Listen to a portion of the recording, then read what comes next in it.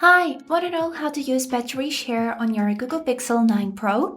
So, as a first step, we would need to open settings on our phone and here scroll down until you'll find this tab, name of which is battery.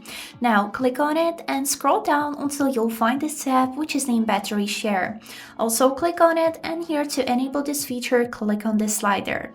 Then if we will scroll down, you can see the animation, how to share the battery from your phone with any other device, and also the limit when your phone will stop sharing battery when the phone reaches 10%, or you can set your custom.